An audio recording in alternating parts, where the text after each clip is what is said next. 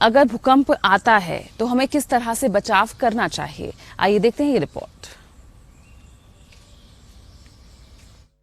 पिछले 2 महीने से लगातार भूकंप के झटके आ रहे हैं और सोमवार को आए भूकंप के बाद से संख्या 14 पहुंच गई। 14वीं बार आए इस भूकंप का केंद्र गुरुग्राम बताया गया। हालांकि ये सभी झटके हल्के थे और इनमें किसी भी तरह के जानमाल का नुकसान नहीं हुआ, लेकिन फिर भी लोगों के मन में एक डर पैठ गया और डर ये भी है कि कहीं ये भूकंप के छोटे झटके किसी बड़े भूकंप की तरफ इशारा तो नहीं कर रहे हैं।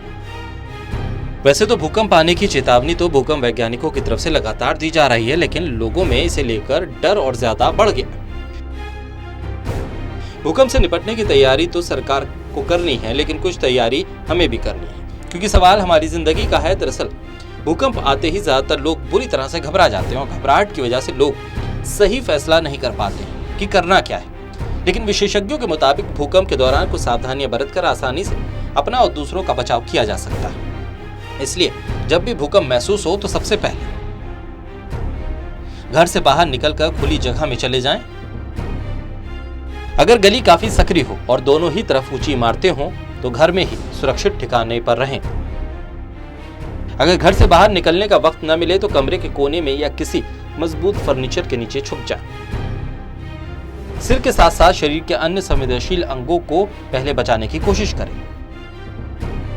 घर के बाहर निकलकर कभी भी बिजली, टेलीफोन के खंभे या पेड़ पौधों के नीचे ना खड़े हों। भूकंप महसूस होते ही टीवी, फ्रिज जैसे बिजली के उपकरण प्लग से निकाल दें।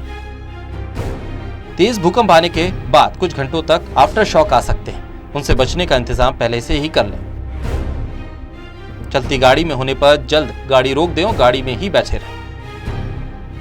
हालांकि भूकंप का कोई निश्चित वक्त नहीं होता और न ही सटीक भविष्यवाणी हो सकती है, लेकिन थोड़ी तैयारी के साथ हम किसी बड़े भूकंप में खुद का ज्यादा नुकसान होने से बचा सकते हैं। बस जरूरत है उस वक्त बिना घबराए सतर्क रहने की, तभी हम खुद को और दूसरों को बचा पाएंगे। Special desk, total news.